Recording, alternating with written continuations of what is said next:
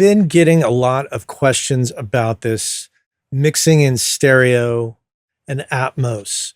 A lot of people confused, like how are you even doing that? One engineer out there in the world told us all at one point on social media that it wasn't possible. That was nuts. So I've been doing it for a while. And the reason I do it is because if you're an independent artist and you're thinking, okay, I got to pay for an Atmos mix and a stereo mix, that's financially a little challenging. So I've been doing this method where I just do one Pro Tools session, one mix, and I make each one sound the best it can and give them both for a little bit more than I would charge for a single stereo mix. So I figure a little bit more money, tiny bit more effort, they get what they need. So I do have a session that I'm going to show you, but I'm going to start with showing you how to get to the starting point, because that's probably the most confusing. And it's actually not as hard as you would think. You go over here, you go to Window, you go to New Workspace, you go to Track Presets. Okay. So you're going to want to go to Avid, and your list will vary compared to this. And I'll go to Dolby Atmos. And what you have here is a list where one is a bed-centric template and one is an object bed-centric template. Hope that makes sense. So what I've actually been doing lately is going for a 916 object bed.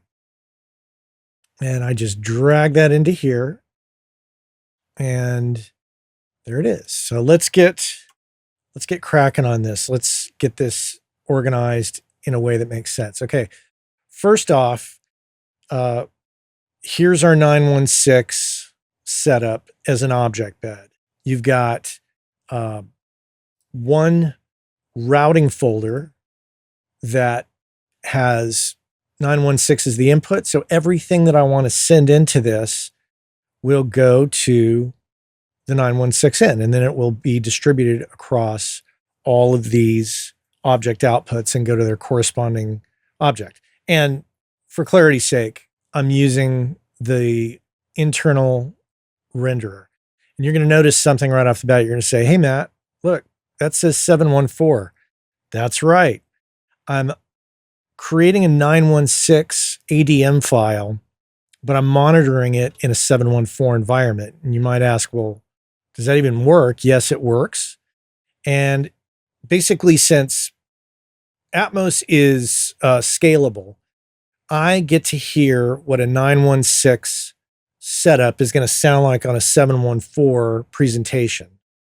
So I get the wides, I get some definition here of hearing the front, the mid, and the back, and in the top area.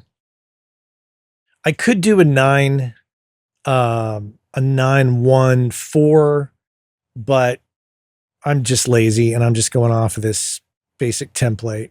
So that's what I'm doing. 916 into 714. So the first thing that we're going to need to do is we're going to need to set these up into objects. So I'm going to assign objects here. A little bit of duplication there, I'm noticing. So yeah, whatever. The IO page, it is what it is. I can go back and tweak it later. Now, all you got to do is go through and add these, and you'll notice that some binaural metadata is being populated here. That's based on how I am currently working. So this is going to go, of course, to the LFE bed. So where did I put that? Crap! I can't. Every time I set this up at the beginning, there's always a bit of a struggle for me to go, wait, what am I doing? Right. Bed. We're going to go to this bed and we're going to find you all probably see it. And I'm sitting here squinting at the picture, trying to figure out where it is. Okay, LFE, LFE. Oh, it's down at the bottom, isn't it?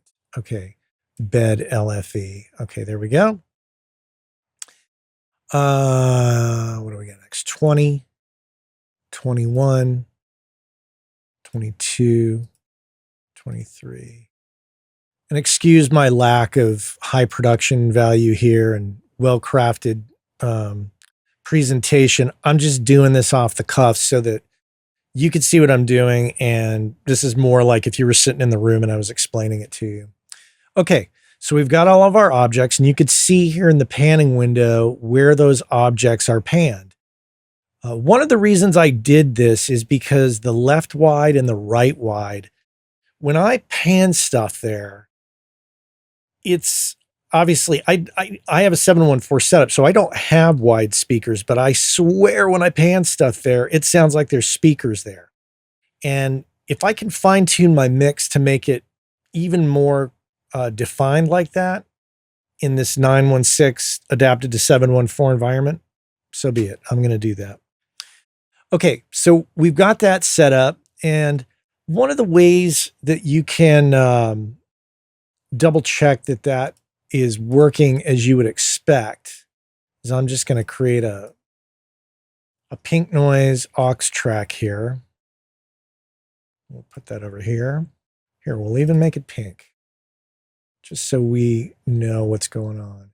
Now, we're going to start, let's get the signal generator going. Okay, we're going to put it on pink noise, and what you need to take into consideration is every track you bring in needs to get routed into this path. And obviously I'm going to set up the whole stereo, binaural, and 5.1 meter monitoring in a bit, but let's start with this. So I'm going to go down here and I'm going to say, go to 916, go to 916 in, and you'll see that it's there. And here, I'll just pan across everybody. Yeah, you can see them all. Just going to do that. Okay, but obviously we need to check the top. So what I do is I hold down, is it Shift Command? Yeah, Shift Command, and then I roll my cursor on my mouse upward so I can check the tops. So it's all there. The other thing we want to check, do we have LFE capability? Yes, we do. There it is. So pink noise is going to the LFE. That's good. More on that later. Okay, so we have signal. That's great. One of the things that I like to do is, and I'm going to show you in the other session that I've prepped, but one of the things that I like to do is create a 916 master fader that this might get a little confusing at first, but I swear I will explain it. Okay, so 916, we'll just call it master create. Okay, so that is controlling how much signal gets into here. It's typically we associate the master fader in Pro Tools with the output. And I like to use master faders in this context because it allows me to control how much I push into a bus, for example. Okay, so let's come back here for a sec. Let's turn our pink noise back on. So I can control how much I'm pushing into there. Why does that matter? That matters because what I'm going to do is I'm going to put some plugins up here, and that essentially is going to take the place of my traditional stereo bus. That's going to be my 916 bus. So I can, let's say I've got some compressors and EQs and limiters and typical stereo bus stuff. I can see how the mix responds if I push into the compressor or the limiter to see what happens. And that's how that works.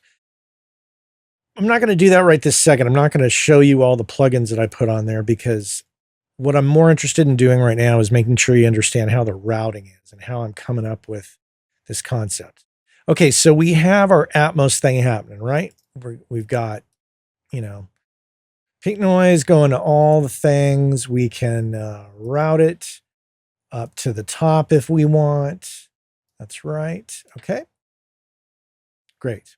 Now, next thing that we're going to need is we're going to need a way to monitor a live re-render of the stereo mix. So here, let's just place this right here. So what I'm going to do, I'm going to go up in the IO, and it's probably going to be a mess. I'm sure it is. We're not going to worry too much about it now. Oh, yeah. All right. I'm going to get rid of that. That's bugging me. Okay. So that's all cleaned up. So what you're going to want to do is, this is assuming you're using the internal renderer and not the external. Using the internal thing, I was a little hesitant at first, but this really seems to work out. So the first thing I'm going to do is I'm going to create some custom re-renders. Now I've already got this, but you're going to have to get it going from scratch. And usually what it's going to look like is, here, I'll just take all this away. It'll look like this, and then you can add like a stereo direct live re-render. I'm going to just call that 2.0 direct. Okay. Return. While we're here, let's go ahead and add some other things. Let's add a binaural. And we'll just call that bin. And for metering purposes, oh, that's already actually set up down there, so I'm not going to worry about that. Okay, so we've got that set, and that's here in custom re-renders, just to remind you. So let's hit OK, and then let's do this. Let's create, we'll create it as an aux. This will be our 2.0 direct. Whoa, lost it. Okay, it's doing that business. Okay, let's try this again. Okay. That is just behaving in a way that is not cool. All right, let's try this. Stereo, aux. Just call it an aux. Just get the aux. Okay, I'm going to move that all the way down here. And I'm going to call that 2.0. And I'm going to give it this. You'll notice it says re-renders down here. I'm going to go down here. That's what its input's going to be. Now, your IO setup with your interface is going to differ from mine. In my particular case, I've got a Grace M908, and it's running on a Dante network. You're going to have to figure this part out on your own, but I'm going to just do this. I'm going to make sure that this is going to go out to my, let's see, I think I want that on. Yeah, there we go. Okay, turn that down. That's working. Okay, so that 1516, I'll just rename it. That's my Dante left, right. That way I can hear what's going on with the stereo when I flip the switch to my stereo, right? Now, if I switch back to, I'm going to turn this down. If I switch to my 714 Dante setup, I can hear that all around me. You can't hear it, but that's what's going on. You can't hear it in all its spatial glory. But if I switch to my 2.0, I can hear it, which is really cool. Okay, so let's mute that for a sec. So that's my 2.0, right? And I'll show you. The other thing that I do is I'll create a stereo audio track, and I'll call that 2.0 print. And let's create a, do we have a bus available? I've got all these crazy buses I've created for various sessions. Do I have one that says 2.0 print? I guess we're about to find out. Oh yeah, right there. Okay. So if you don't have that, right, you're going to have to go up here in the IO, go to bus and just say new path, stereo, auto create subpaths and call it 2.0. I'm not going to do that because I already have it, but that's what you need to do if you don't have that. So that's the first part. So now you're going to ask me, okay, so how does this all get routed, Matt? So here's our pink noise, and our pink noise is representative of any number of tracks we might have, which I'm going to show you in part 2 of this. This is just the setup part. Okay, so we've got signal going there. Now I want this to have some plugins. Let's say I had some plugins on there. Let's say I had a fab filter, EQ and a compressor. Let's just pick a compressor. I don't really care. Any compressor here. How about,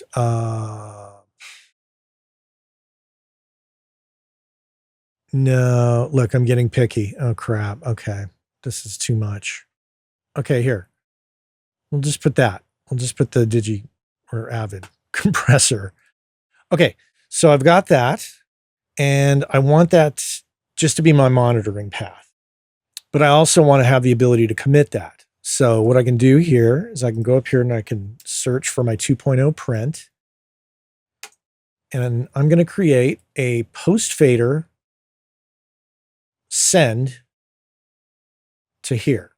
And that's going to happen there. So if I turn that down, there it is. Okay, so that is how I'm printing. So when I'm ready to print, I'll go into record. How come I can't go into record? Oh, probably because I've hit play. Okay, I'll go into record and I'll just start recording. And there in my timeline, is going to be, the mix in stereo, right? There that is. Okay, we've got that. Okay, now what about the binaural? Let's get the binaural. We need a binaural. Let's get a stereo aux. Call it bin. I'm going to get to this output thing in a minute here because I know that's probably going to be a question mark for people. Once again, we're going to go down here to the re-renders. And okay, I did create a secondary one there. That was unnecessary, I'm realizing now. So let's just use that. And so that was my Dante left and right. Let me see what my binaural input is set up as. Okay, that's 1314. Okay, so I'm going to want this to go out 1314. Okay, that's going to get renamed Dante.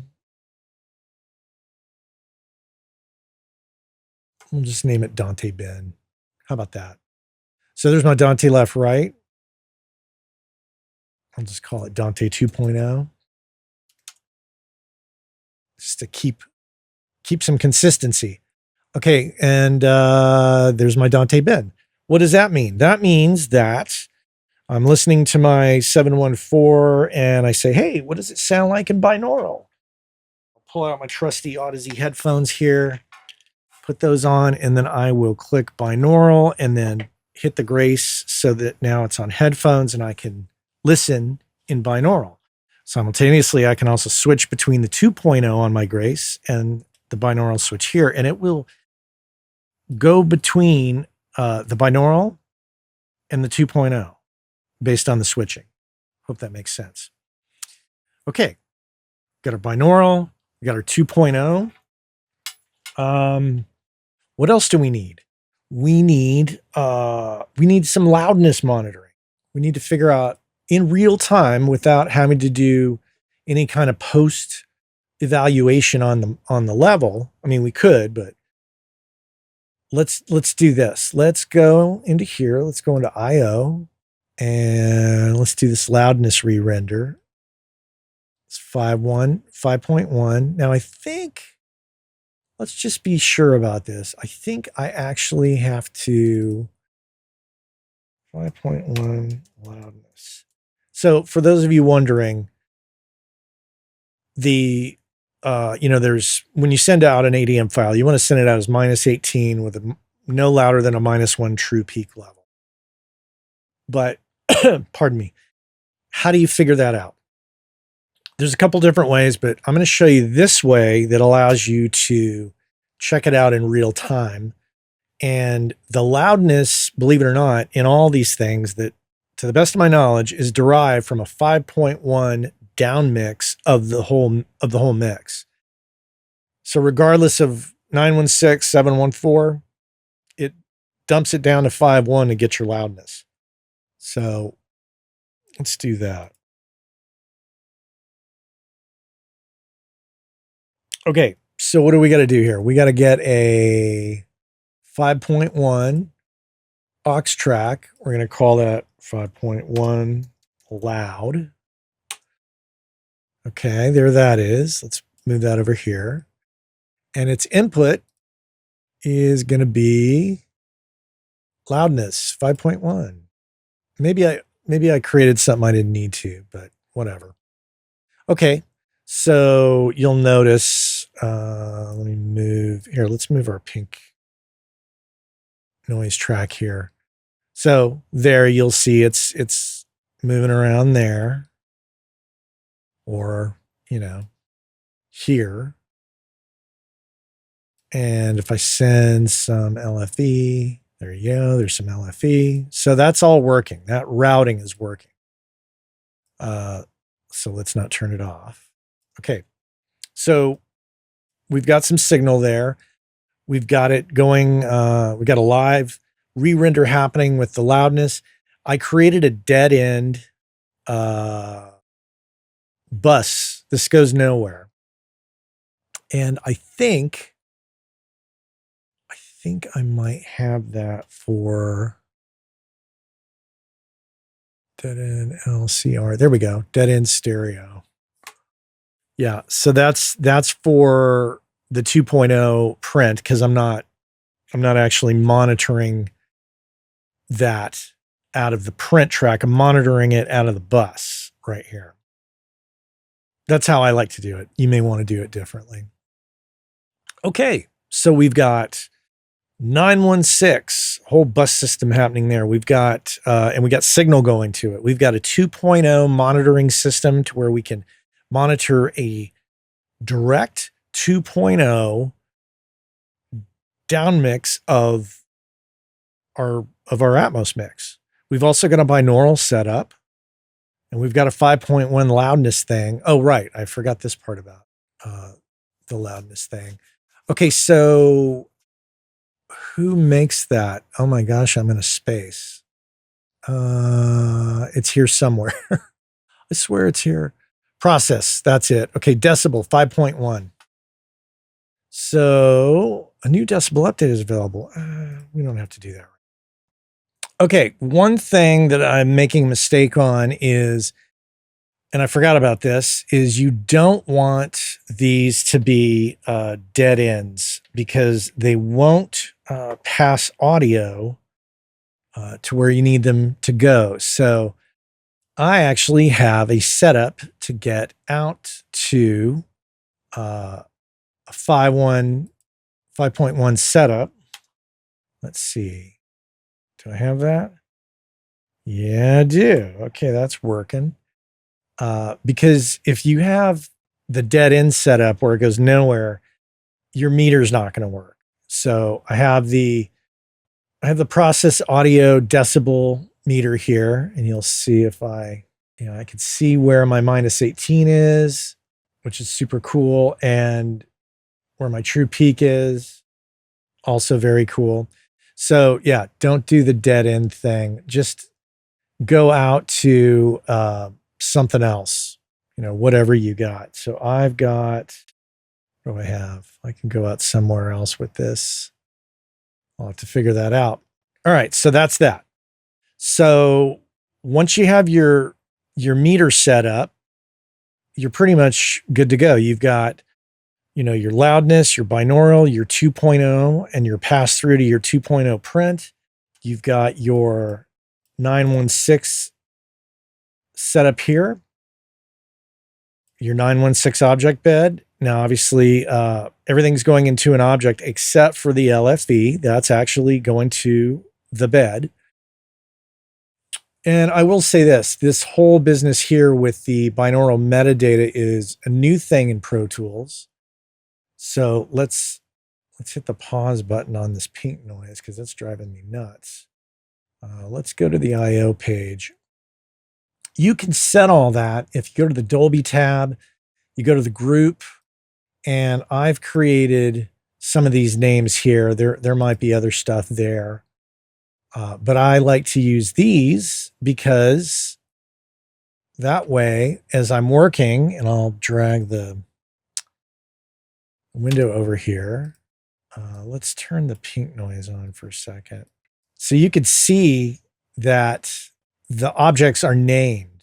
And that way I can like see by just looking at the render what's going on, with the different objects. And if I see something and listen to it in the binaural mix and think, yeah, that's not going to work. I need to make, I need to make these, off or mid or far. I can do that. All right. So let's move on to a session I already have set up, and we can just kind of see this in action and take a gander at that. And before we go, just remember, don't have this set to dead end. That was a mistake, and you don't want to do that. Just find an output, send it there. Hell, I think you could just send it down a bus if you wanted, if you got a spare set of buses, bus 7 and 8, right? That's where we're going to go with that. Okay, let's go on to chapter 2. Okay, this is a real session. This is a mix that right now I got the first level of approval from the client. Whether or not we make further mix revisions as the album nears completion, that is yet to be seen. Okay, so let's go over it.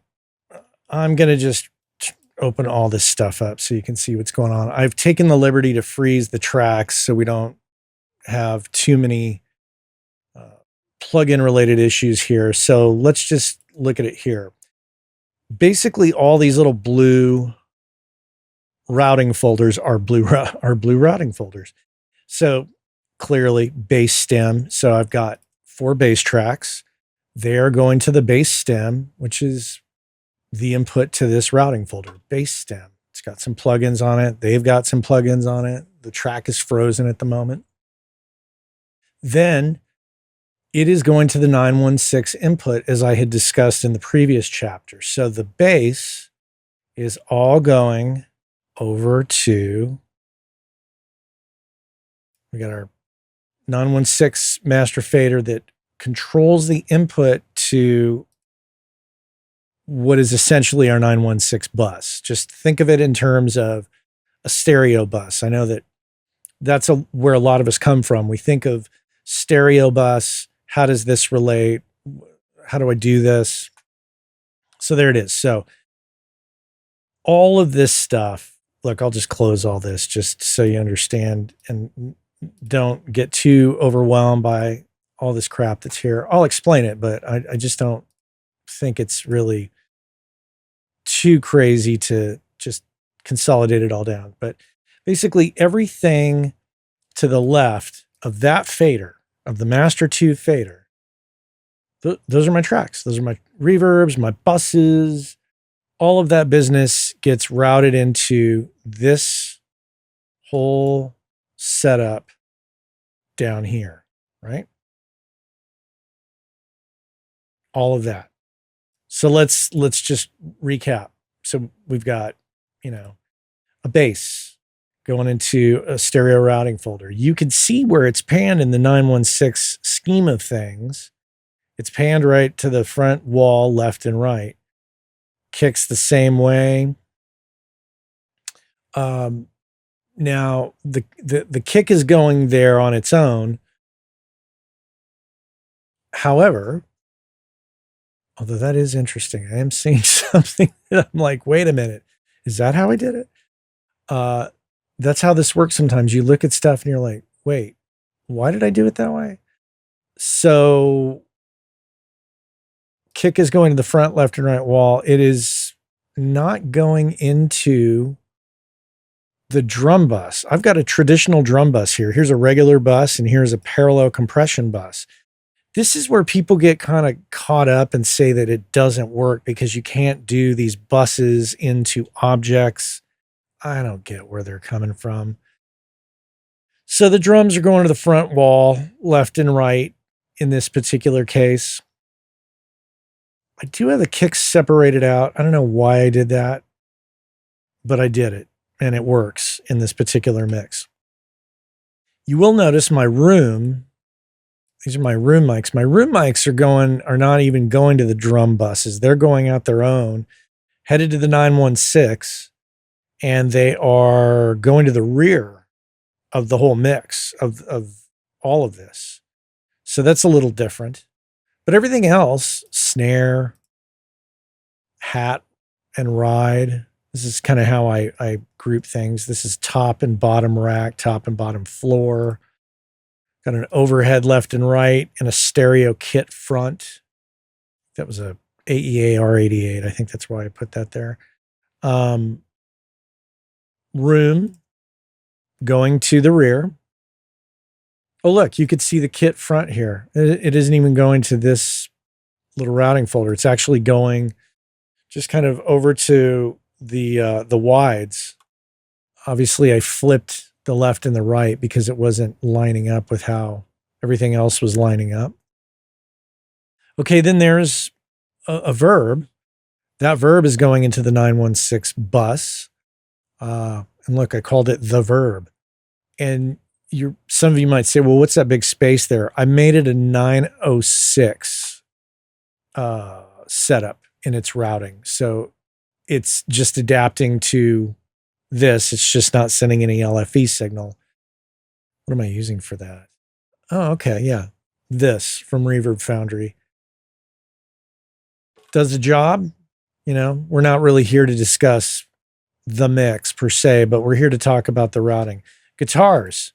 Okay. So they're taking advantage of the wide. They're, the just outside of the scope of the left and right speaker. They just a little wider, right? And I could hear that in this adaptable environment of 916 listening in a 714 environment. Hope that's not too confusing. So I've got these guitars, they route into here, and then I pan the whole thing just outside of the left and right to the wides. Got these melody guitars, they're going a little further, even further, more to my sides. This room, it's got to be a room guitar thing I did. That's going a little further back here. Vocals, front, left, and right. Some effects. There's a Roland effect, the Dimension D effect. Some other stuff here. Doesn't really matter what I'm using, but these effects, actually I should color code that pink. That's what I always do. These effects are going to different spots in the 916 scheme of things. Background vocals, wide. Okay, but, and I'm going to turn this down. I don't think you're going to hear it. Okay, so everything's playing, right? It's all those tracks to the left are going ultimately going into this, which feeds this, which then in turn feeds all of these. And because of the whole live re-render thing, there's our 2.0 mix, feeding our 2.0 print, our binaural, which I can, our binaural and stereo, I can either listen to, typically I'll listen to the binaural in the headphones. Stereo mix, I'll either listen on these little IK multimedia speakers in front of me, which are not affected by the Dolby curve, actually. They're just flat, or as flat as they can be. I can listen to those, or I can put on the headphones and listen to it there. I can A/B between the 2.0 mix and the binaural. Why do I care about that? Here's the thing. Let me turn this off for a second as to not distract. The binaural contains the LFE channel, whereas the stereo down mix, the direct down mix, does not. So it's inevitable that the binaural is going to have a little more bottom end to it. That's going to be the case. So on the stereo mix here, I'm making some, excuse me, I'm making some further adjustments. Making some further adjustments to ensure that the stereo mix and the binaural mix are sonically as close as they can possibly be. It's actually not that hard to get it that way. The 510, not the area code, the 5.1 loudness re-render. That's all being monitored here.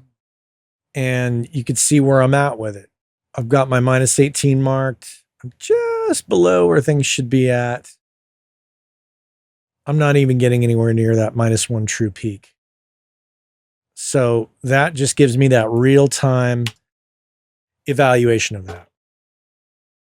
Obviously, you can see all my binaural settings. Here, let me hit play. And then let me drag this over. And let me change group name. Okay. So you can see my names for everything I'm doing. I can also look at the binaural mode of each of those. So I have my group names, but then you could see like what's going on, what's near, what's mid, what's far, what's off. And that's how I'm doing that. Clearly here you could see I'm using objects 11 through 25 for the object bed that I've made. And then the only thing I'm using here in the traditional bed is the LFE. That's it. Right? Pretty cool. So, okay, let's assume you understand all of this and there's no questions. You're probably wondering, okay, well, what's your process of now you want to print it all? How do you do that? Okay. Ooh, isn't that colorful? Yeah, that's nice. Okay. Oh, there's no ride symbol. Guess I took that out. All right, so let's go over here. First thing I do, print the stereo mix. Name it. The artist name here is Sean O'Brien. I'm not just calling him an SOB. Sean O'Brien, Insanely Great's the name of the song. Stereo mix to identify what it is, right? R002, revision 2. Date, 2024, July 12th. That's when the mix was done. So I print the mix. There's that. The next thing I do, bounce the mix as an ADM. So I'm going to click here, right there. And I'm going to name it. I didn't name it SOB there. And, I'll amend this to match what the stereo looks like. I'm going to hit create master wave file here. And that's, the total channels is 25. That's the setting I use. I haven't been adding the FFOA, the first frame of, what was it? I don't even remember. Doesn't matter. I'm not creating any re-renders because any further renderings I do, like a binaural re-render, I'm going to do after I go through another process, which I'll talk about in a bonus third chapter. So this is how I'm going to create the ADM. PCM, uncompressed, 24-bit, 48. Choose my directory, you do it offline, and then, boom, it'll do that. That's how that works. While I'm mixing, I'll start off, I'll get all the tracks panned around. You're going to, put everything where you want it. Then I'm going to take a pit stop. I'm going to hit 2.0, mix here on my Grace controller so I can listen to this mix right here. Okay, great. Sounds good. Oh, maybe the vocal's a little too hot or too low. I'll make a minor adjustment, compare it again to the speakers, the 714 speaker mix. Okay. make my adjustments kind of, it's like checking between stereo and mono. Okay, so once I do that, I'll then do my due diligence and I'll make sure that the 2.0 and the binaural in headphones is as close as I can get them to one another. There's always going to be a couple subtle differences, but I'll do the best I can.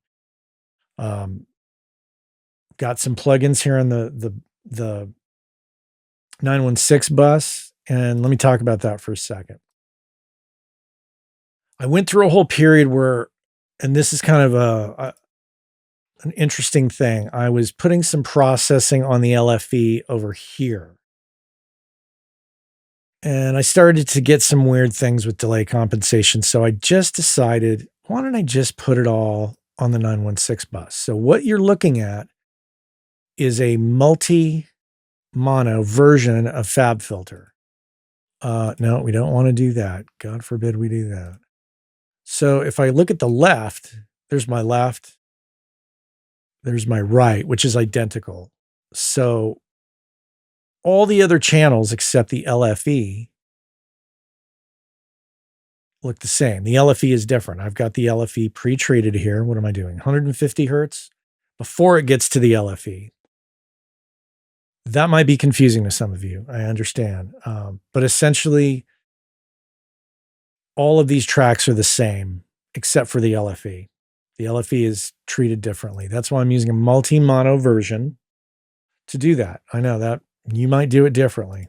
And if you do, fantastic.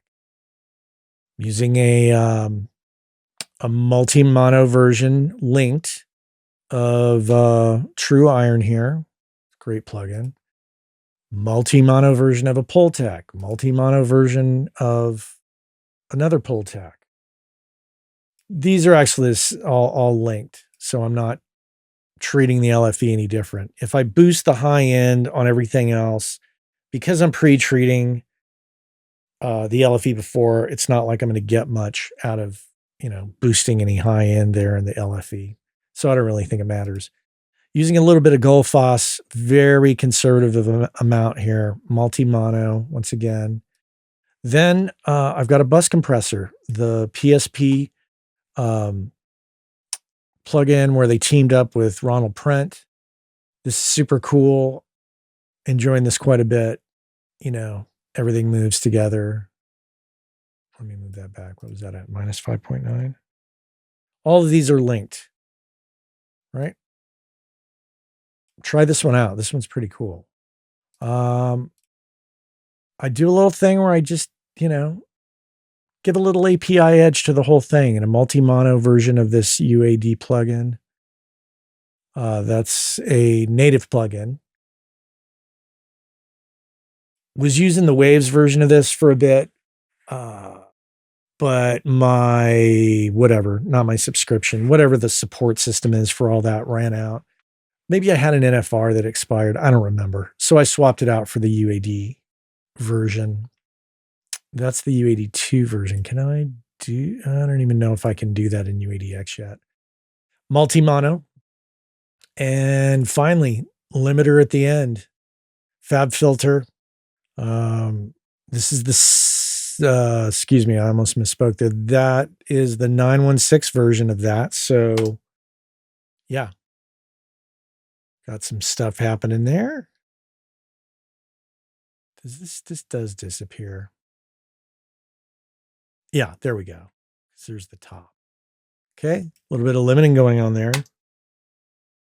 And then over here on the stereo, little True Iron, followed by a little Pultec, a little more Pultec.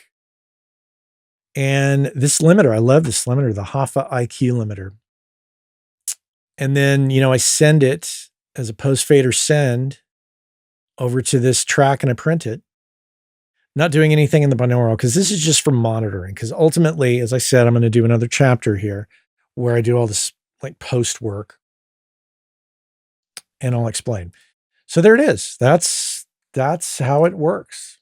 And if you have questions after watching that, well, that's okay. I get it. We can talk. We'll figure it out. So there it is. I hope that is useful. So after I have printed the ADM file and the stereo file, I quit Pro Tools. And the first thing that I do before I send the mix to the client is I come over here to the Dolby Atmos Album Assembler. I open that, and accompanying that is the renderer, the external renderer. And you have these two open, and in this particular case, we're gonna bring in some files from that Sean O'Brien song I was talking about earlier. So, okay, so I'll bring in the mix. Here's the mix. That's the ADM file. And the first thing I want to do is I'm going to analyze the loudness of the mix. This takes a while, so you'll have to suffer through on your end. I'll speed it up here. Okay, so what I'm looking for is the integrated level here. Ultimately, I want this to be minus 18. So we're a little short. So I'm going to add 0.3 to the gain. And let's see where that gets us. And boom, we've got minus 18. All right, so my goal here is minus 18, and to make sure that this doesn't exceed minus 1 in the true peak area. So we've got that. So let's say I've got this all set and I'm ready to send this to the client. There's a couple things I want to do. I'm going to export selected as ADM BWF. And so let's pretend that I did that. I've already done this. And let's go to the next part. So let's bring over the renderer. And I've got, my mastered file going here. And you could see where everything's at there.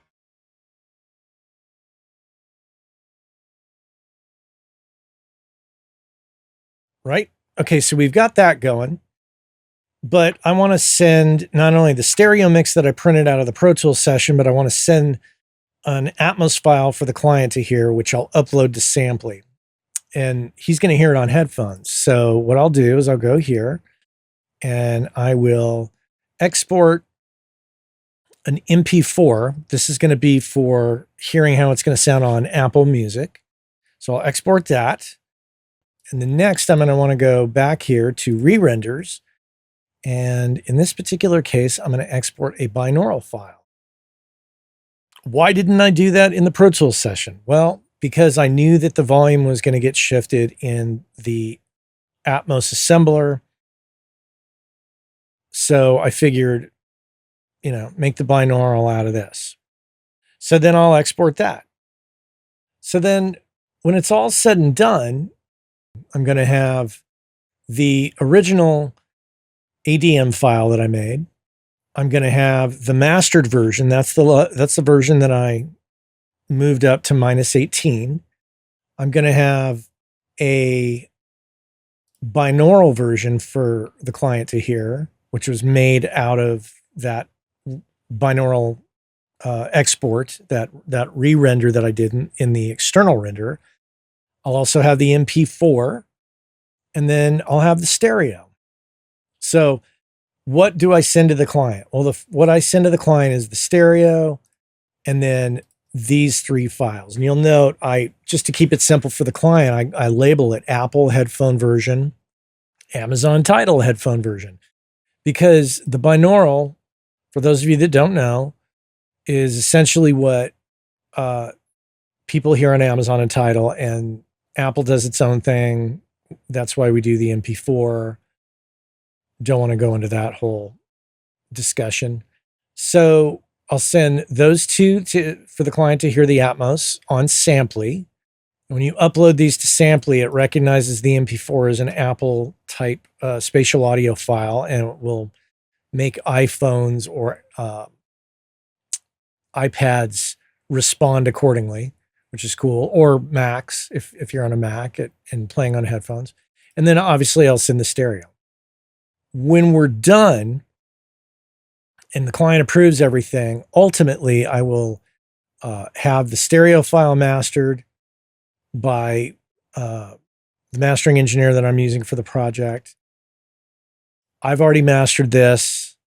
I'm not going to make any big changes to that. And unless the stereo comes back radically different, which usually it's pretty close. And these two things will not be relevant into the final delivery, really. So ultimately, it's the stereo and the ADM file that gets delivered. And that is that. So that's my little post-production process after the fact. Your mileage may vary. You could do this differently. This is how I'm doing this now. This is working. Clients are signing off. Albums are getting uploaded. They're getting streamed. It's working. So will this remain the way I do it from here moving forward? For the short term, yes, until I find a better way to do it. But this is how I'm mixing stereo and Atmos. And I hope that has been useful to you. So thanks for checking it out.